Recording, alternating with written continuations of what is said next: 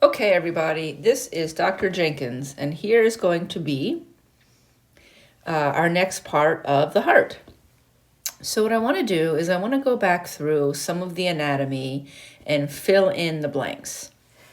So our goal for this video is we're going to fill in the gaps of some of the anatomy. I'm going to review the blood flow through the heart quickly. And then I want to talk about the cardiac conduction system. That's our goal. And then when I see you again in person, we will get to the cardiac cycle. All right, here we go. So I'm going to encourage you to memorize the parts of the heart, starting with the simple things. So just like we did in lecture, let me go to a picture here. I encourage you to start with the chambers, right? So we said the upper chambers are the atria, lower are the ventricles. And it's right and left as it would be on that person. So this is the right atrium. This is the left atrium. This is the right ventricle. And this is the left ventricle. So I would start with that. Then you may want to memorize the valves, right? So we have the AV valves, the atrioventricular valves, the right AV valve and the left AV valve. You got it. The right AV valve is also called the tricuspid valve because it goes between the right atrium and the right ventricle. And then the left AV valve is the bicuspid valve. It goes between the left atrium and left ventricle. I want to remind you that the AV valves, let me get a different color. What about, let's try yellow, it's not going to be too bright. The AV valves are held in place by the tendinous cords called chordae tendineae. Probably kind of hard to see. Chordae tendineae, but you'll remember it. Chordae tendineae. The chordae tendineae anchor to bulbous muscles called papillary muscles. So our first set of valves are the right and left atrioventricular or right and left AV valves. The right AV valve is the tricuspid, left AV valve is the bicuspid. Both of those, the tricuspid and the bicuspid, are held in place by chordae tendineae. Both the tricuspid and bicuspid are held in place by the chordae tendineae, which anchor to the papillary muscle. All right. Let me remind you, we've got some other muscle, the deep ridges of muscle in the ventricles. You see these deep ridges of muscle? The deep ridges of muscle in the ventricles are called the trabeculae carneae. Deep ridges of muscle, trabeculae carneae. Something I haven't talked about yet, so remember I'm filling in the gaps. Something I haven't talked about yet, maybe I'll try orange just to mix things up. There's also some deep ridges of muscle in the right atrial wall called the pectinate muscle. So we're adding some vocabulary. You're going to have to sit down with it again and again. Start with the simple 4 chambers. After you get the 4 chambers, start with the first set of valves, tricuspid and bicuspid. The tricuspid and bicuspid are held in place by chordae tendineae. The chordae tendineae are anchored to the papillary muscle. Next, you're going to sit down and over again. Remember, the deep ridges of muscle in the ventricular walls are the trabeculae carneae. They're in both ventricular walls. But then we also have some deep ridges of muscle in the right atrial wall. Not in the left, only in the right atrial wall, called pectinate muscle. Now you're going to have to be careful because a lot of these sound similar. Papillary, pectinate, so you're going to have to spend time with it, but you can do it. Then we have our second set of valves, the semilunar valves. Remember, the semilunar valves have that crescent moon shape. We have the pulmonary semilunar valve, and then we have the aortic semilunar valve. Just going to pause for 1 minute because my cat is scratching up things. Don't want them to scratch up my furniture. Okay. So then we have the pulmonary semilunar valve and the aortic semilunar valve. Sometimes you'll hear them called pulmonary valve and aortic valve. I like to add in there semilunar because it reinforces the shape. So the semilunar valves don't have the chordae tendineae. Instead of being these bigger valves with chordae tendineae, the semilunar valves, like I said in class, they kind of look like butt cheeks. There's one, there's one. The mechanism through which blood goes through these valves is different. The way that blood goes through the semilunar valves, it's kind of like a swinging bar door in an old Wild West saloon. Blood is just going to move right through it. Let me try a different color so it'll show it a little better. Okay, let me erase it. Wrong one. So the mechanism for how blood travels through these valves is different. The semilunar valves are like a swinging bar door. Blood is just going to move right through them and push them open like a swinging bar door. That's true of the pulmonary semilunar valve. The pulmonary semilunar valve goes between the right ventricle and pulmonary trunk. But then we also have the aortic semilunar valve. The aortic semilunar valve, it's kind of hidden here. The aortic semilunar valve goes between the left ventricle and the aorta. So blood is going to get pushed through the aortic semilunar valve into the aorta. It goes underneath there. Learn these in steps, but you can absolutely do it. All right. So this is just reviewing the same stuff that we've talked about. We've talked about the chambers. I've talked about the trabeculae carnae. I think I mentioned briefly, I cannot remember if I did, but make sure that you know the interventricular septum. The interventricular septum, inter means between. It's between the ventricles. So the interventricular septum is that middle wall of muscle. All right. Now I'm going to sprinkle in some odds and ends. When we look at the left and the right ventricular walls, you need to know which ventricular wall is thicker. And the answer is the left. The left ventricular wall is much thicker because the left ventricle has to pump blood to the entire body. The right ventricular wall can be a little thinner because it is only pumping blood to the lungs. We're going to see this in lab when we look at the pig hearts, okay? It doesn't really show it as much. It does a little bit. It shows that the left ventricular wall is thicker than the right. Be a great, easy question on our first exam. Which ventricular wall is thicker? And you're going to choose left. Straightforward. Good. Here we review the tricuspid and the bicuspid valve. We review the chordae tendineae. We'll see those in the pig heart too. The chordae tendineae are anchored to bulges of muscle called papillary muscle. Remember, the chordae tendineae is only in the tricuspid and bicuspid valve, not in the semilunar.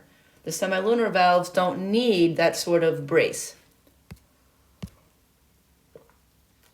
Speaking of, just a review, we have the pulmonary semilunar valve, and then we have the aortic semilunar valve.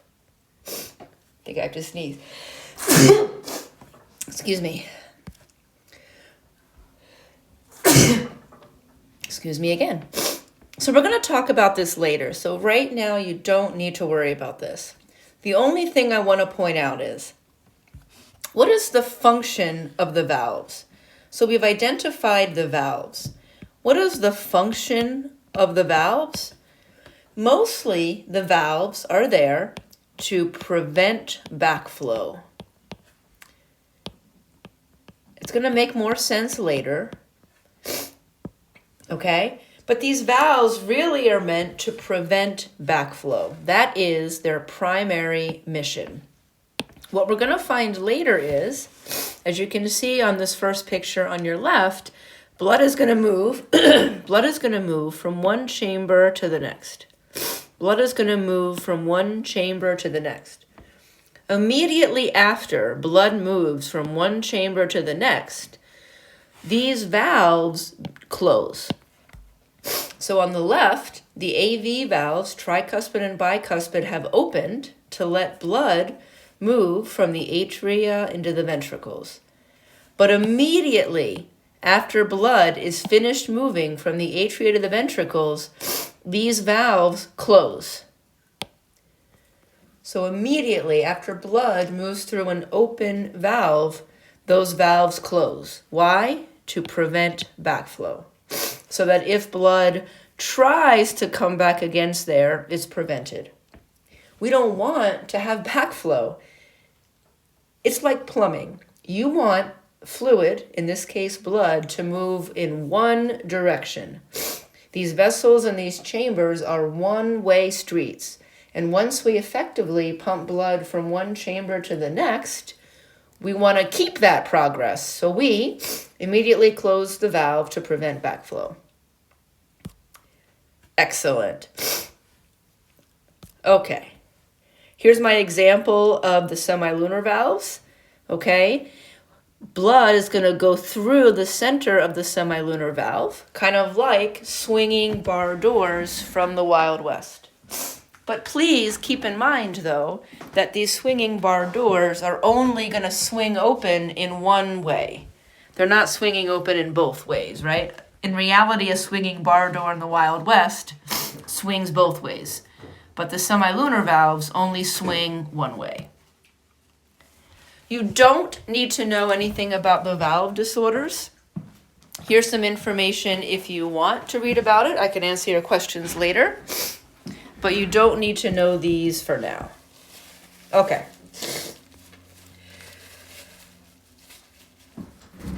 Let's review basic blood vessels. So I'm going to go back. There's really no other way for me to go back well here, so my apologies. There's quite a few structures to learn, so you're going to have to do it in phases. I know I keep saying this, but I really want to encourage you, small pieces, memorize it again and again. Start with the chambers, atria and ventricles. Then go to the valves, tricuspid, bicuspid, and then semilunar. And then fill in the other gaps, chordae tendineae, papillary muscle, trabeculae carneae, pectinate muscle, interventricular septum. Make sure that you know the basic vessels in and around the heart. We have maybe I'll use white here. In most instances, arteries are going to show as red, right? Arteries are going to show as red because they're carrying oxygenated blood. Aorta. Most often, veins are going to show as blue because they're carrying blood that is deoxygenated. So here is the superior vena cava. Here is the inferior vena cava. Inferior vena cava. So almost always, arteries are going to be shown as red because arteries are carrying oxygenated blood. This is a review, but it's really important. Most of the time, veins are going to show as blue because they're carrying blood that is deoxygenated. And that's true of what I've shown you so far. The aorta is red. It's an artery carrying blood that is oxygenated. The superior vena cava and inferior vena cava are blue. They are carrying blood that is deoxygenated. There is an exception. The exception to this rule are the pulmonary vessels. So the pulmonary artery and the pulmonary vein are switched. This is the only time in the body when an artery is going to be shown as blue. This is the only time when an artery is going to be shown as blue. This is the only time when a vein is going to be shown as red. Make sure you review this, because when you get these questions in your lab practical, pulmonary vein, pulmonary artery, I don't want you to miss them. So look, the pulmonary veins are red. Pulmonary veins. Pulmonary veins are red.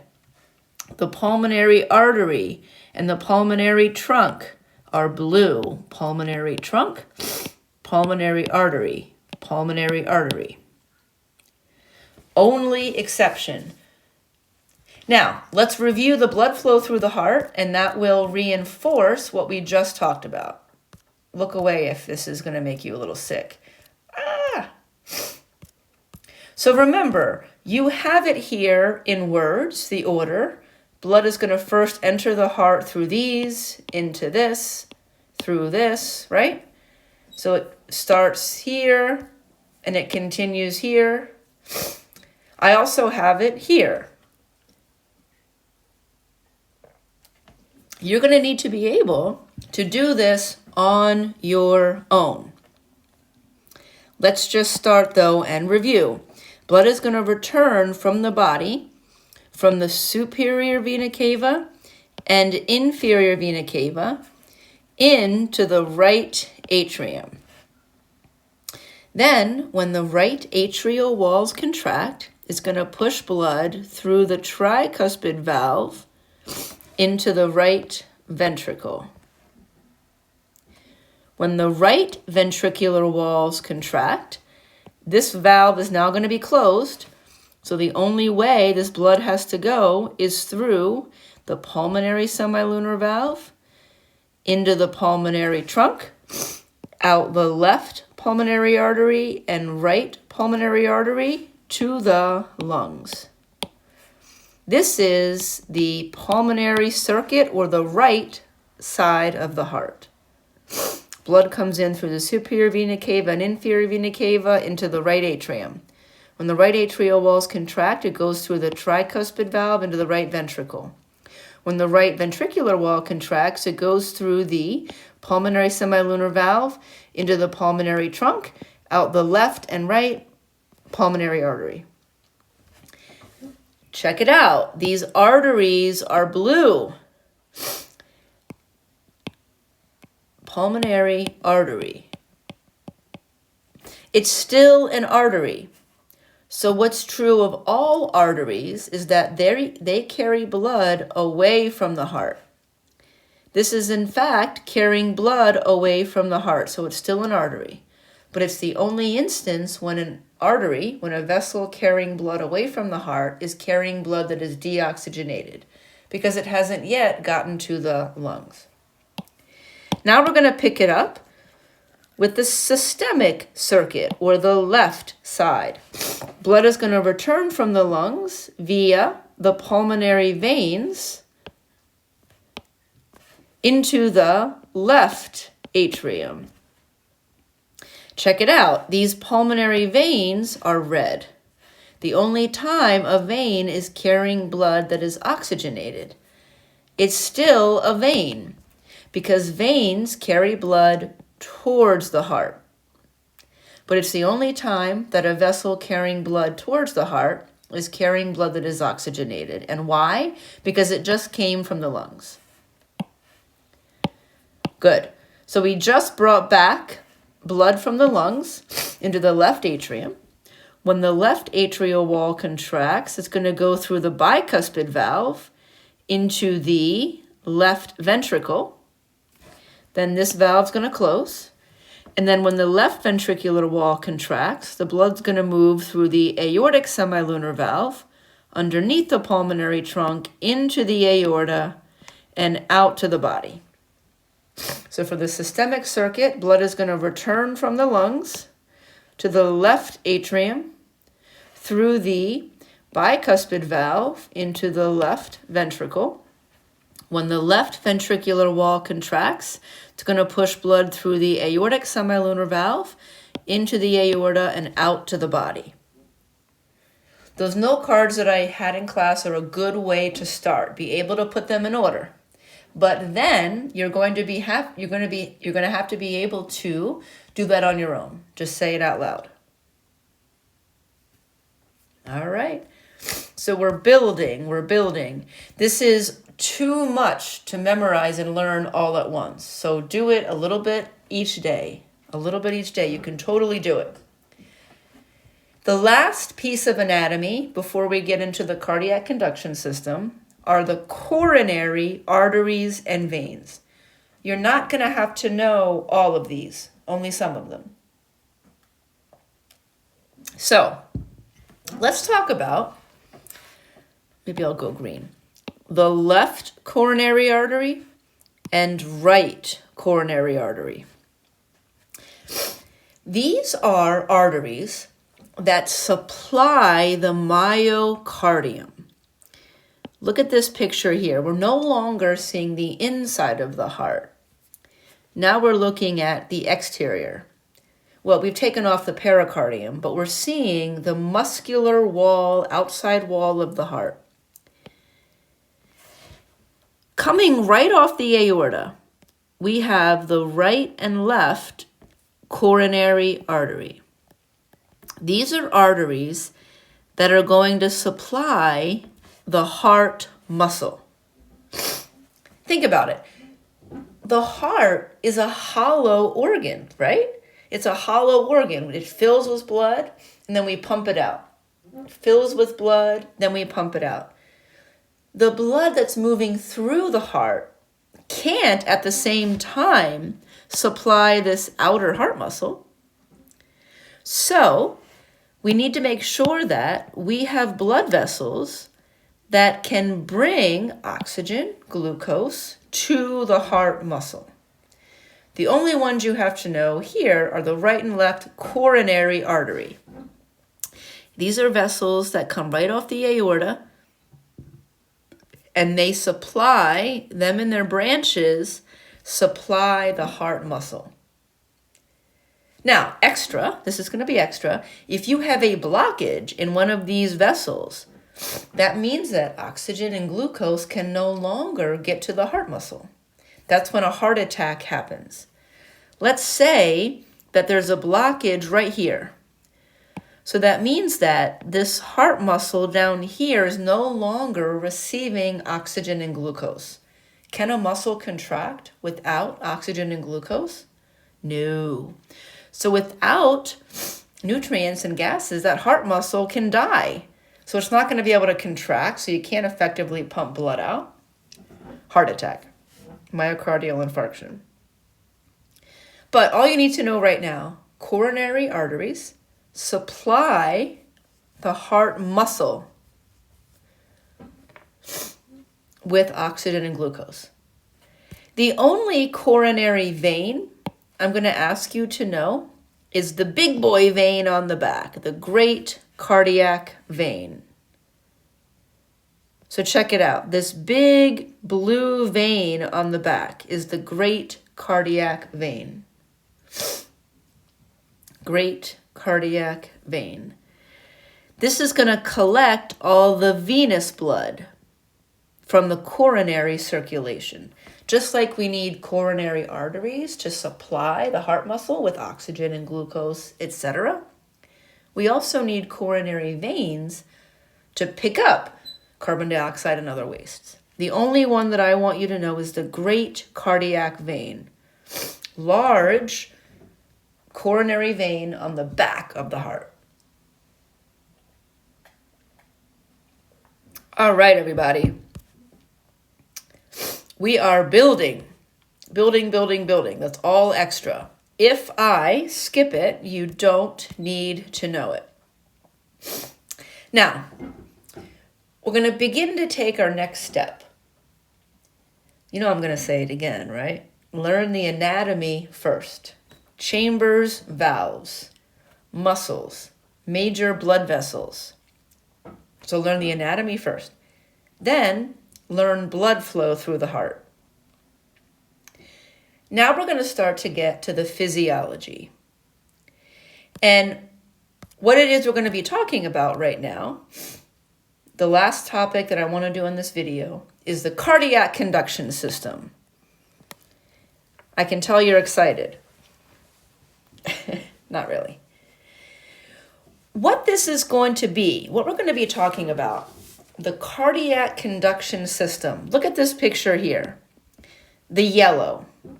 This is going to show us how the nerve impulse travels through the heart muscle. If I was going to define this more simply, pathway of nerve impulses through the heart muscle. Conduction of electrical impulses. Think of nerve impulses. So what we're going to talk about now, how the nerve impulse travels through the heart muscle. Good. How the nerve impulses travel through the muscle. Now, why are we talking about this first? Because you know this from A&P 1. After a nerve impulse gets to a muscle, what is that muscle going to be able to do? Contract. The nerve impulse is the signal that tells the muscle to contract. We talked about it in A&P 1 with skeletal muscles at the neuromuscular junction. Well, it's really no different with the heart. Even though it's involuntarily controlled, it's still going to need, that heart muscle is still going to need a signal to tell it to contract.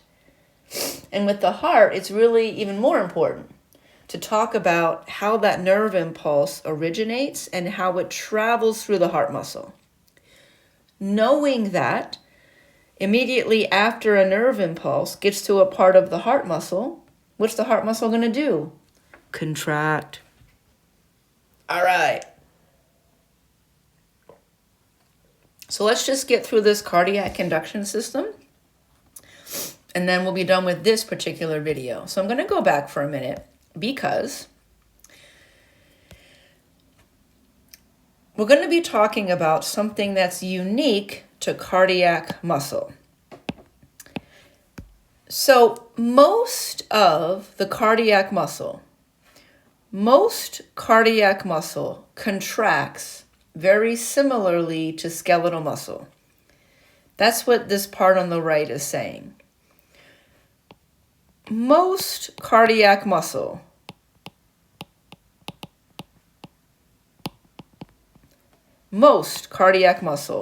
contracts through the traditional way that skeletal muscle did.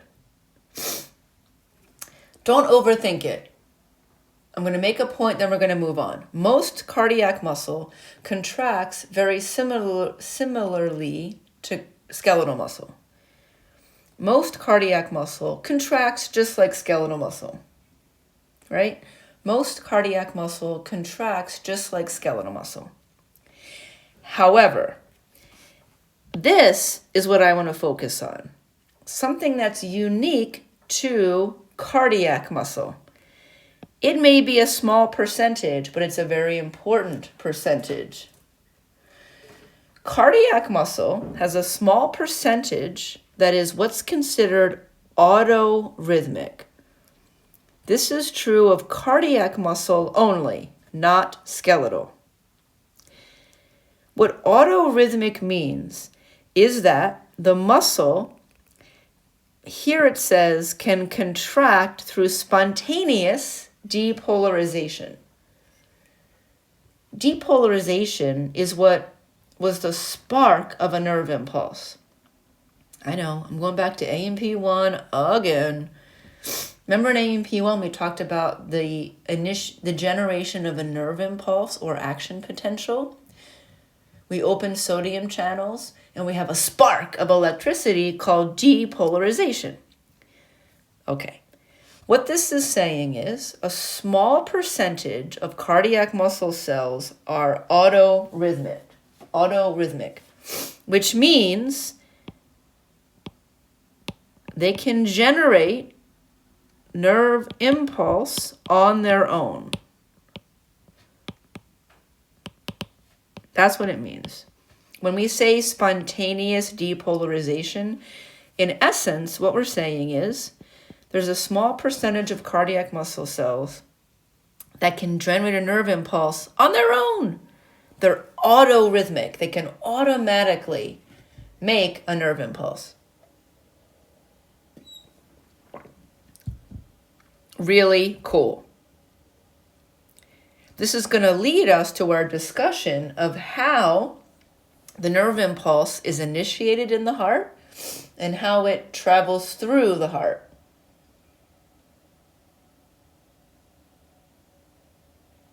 Okay. Most cardiac muscle is just like skeletal muscle in how it contracts. But a very small percentage of cardiac muscle cells are autorhythmic.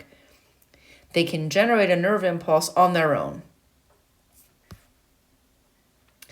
You don't need to know this. If you're interested in reviewing it, on the right here is what we talked about before, where we start at resting membrane potential, and then we depolarize the membrane to generate a spark of electricity, and then we repolarize the membrane, and then we even hyperpolarize a little bit.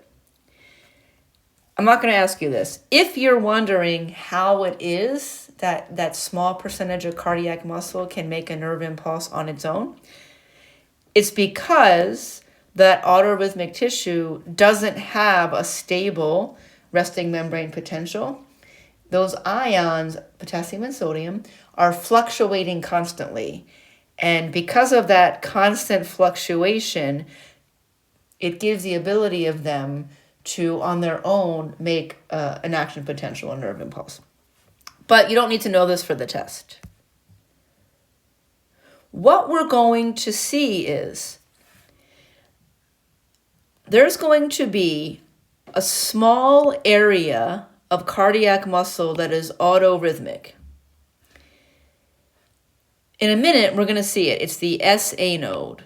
And what we're going to see is that there's a small area of cardiac muscle that will generate nerve impulse on its own. It's autorhythmic.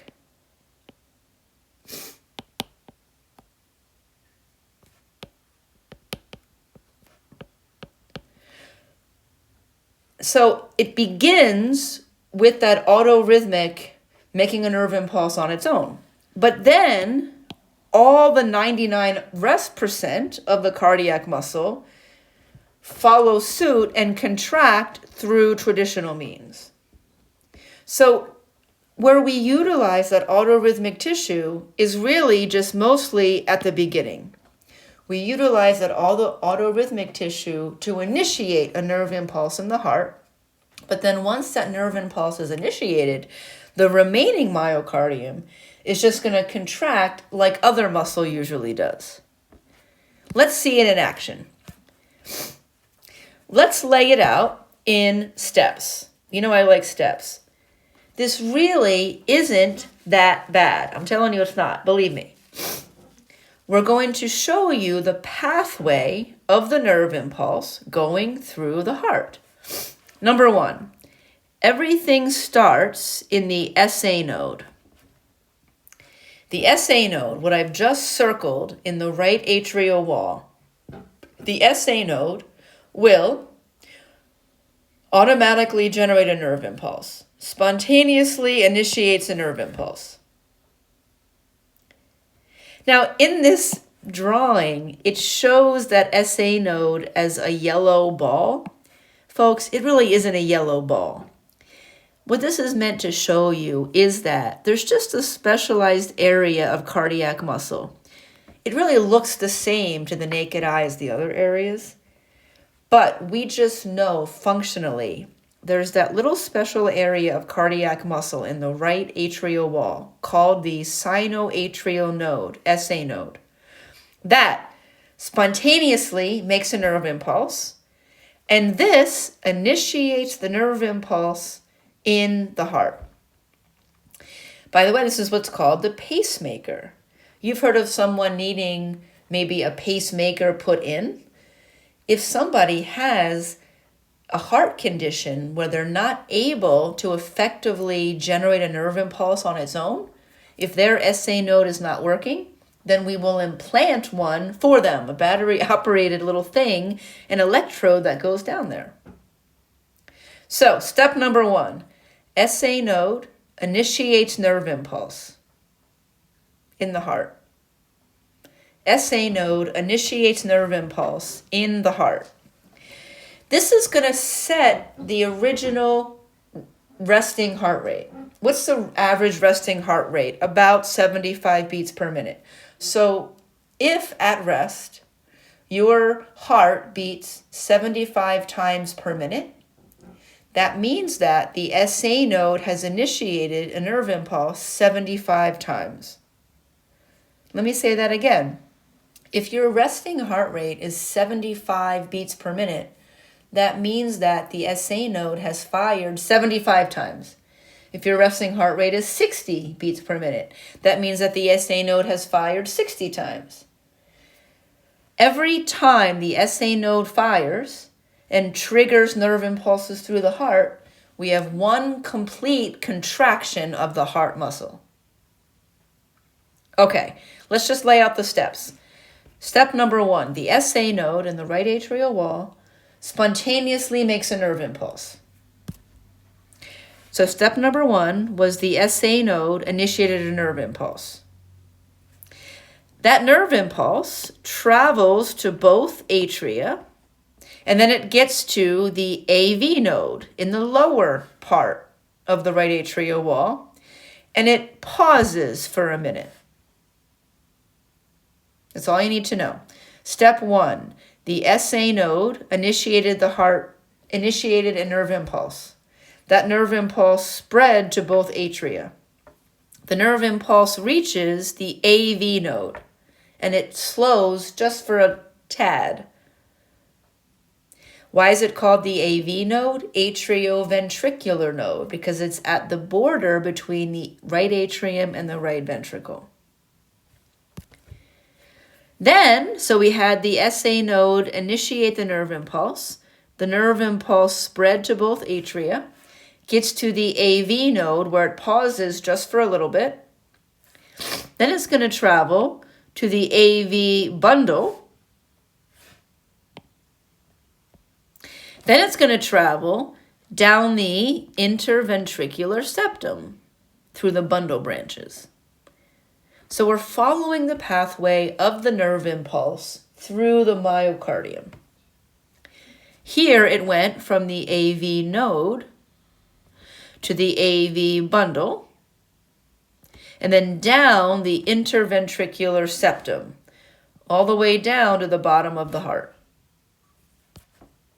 Lastly, once it travels down the interventricular septum to the bottom of the heart, the nerve impulse travels up the side walls of the ventricles through nerve pathways called Purkinje fibers. Remember, your exams are multiple choice. You should be able to put these in order. You're not going to have to write an essay about it. I try and give you multiple ways to look at it. So here's another way. The SA node in the right atrial wall initiates the nerve impulse. Nerve impulse travels to both atria until it gets to the AV node where it pauses for a moment. Then it travels from the AV node down to the AV bundle. Then it travels down the interventricular septum to the bottom. And lastly, the nerve impulse travels up the side walls through nerve tracts called Purkinje fibers. This whole process takes about 0.2 of a second.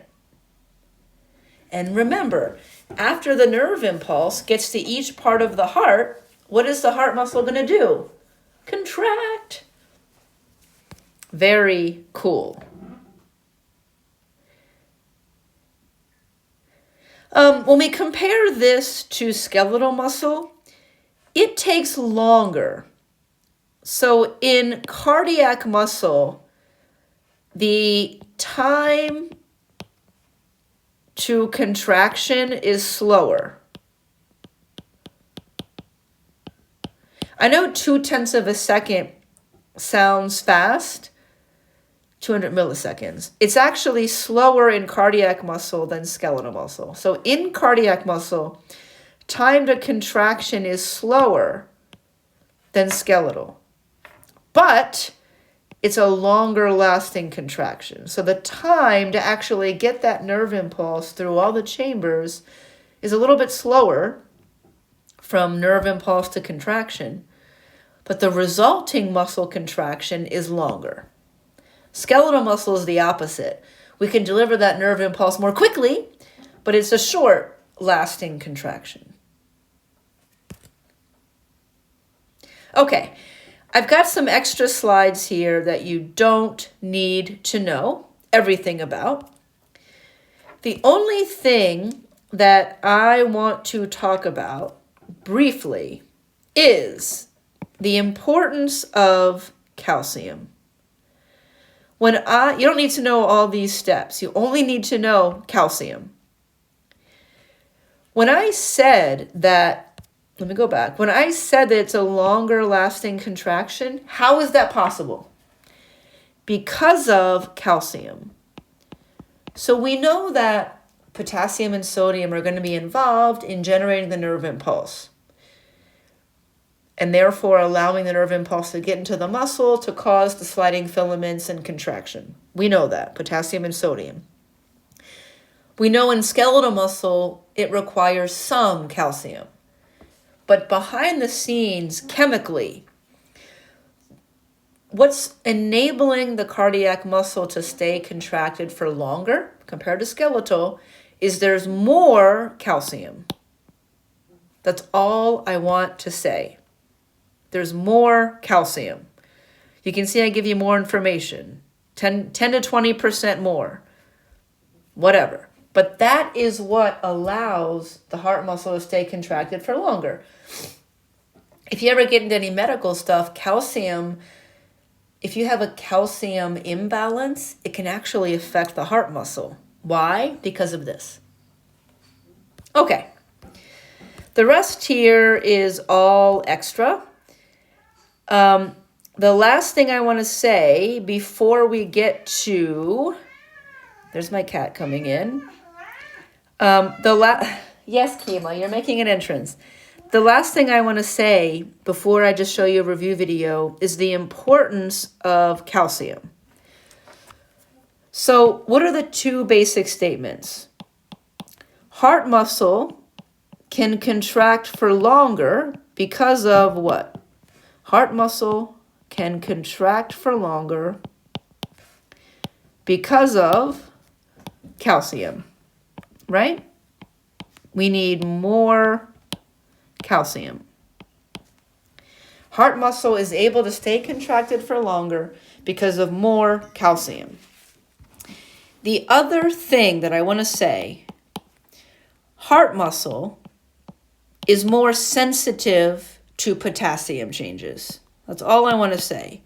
Heart muscle is sensitive to potassium levels, more so than skeletal muscle. We know that potassium and sodium are both important, but because of the way that cardiac muscle works, it is more sensitive to potassium. When we talk about electrolyte imbalances, hyponatremia, hyperkalemia, the problems with potassium could very much affect the heart. That's all I want to say, those top two pieces of information. Okay, good. Let me show you a video. It's one of those videos that I have available for you on YouTube, and it's just going to review and show you how this nerve impulse travels through the heart muscle. Let's see if I can go through this well. All right, I'm not sure I can turn the volume down, so I'm just going to hit play, and you might hear the voice of this. This animation illustrates a single cardiac cycle. Yes. Starting with the right side of the heart. Oh, hold on. In reality, this is the of wrong course. one. That's the wrong one. That's a review of how the blood flow goes through. I want the cardiac conduction system. You're going to hear the voice. My bad. But this is just going to show you, and you have a link to this. It's going to show you how that nerve impulse initiates in the SA node, travels to the AV node, AV bundle, down the interventricular septum to the bottom, and up the Purkinje fibers. Woo! You're going to get it. Ooh. Fancy. Conducting system of the heart. Components. So you The see how it conducting goes system through? of the heart is made up of specialized cardiac muscle fibers that. and is responsible for initiation and conduction. Very cool. That's what I wanted to show you. Let me go back to good notes. All right. So I'm going to end with just reminding you, you're going to be so tired of me saying this, right? Learn the anatomy. Then blood flow through the heart. Then cardiac conduction system. All right? I'm here to answer any questions. Have a nice weekend, folks.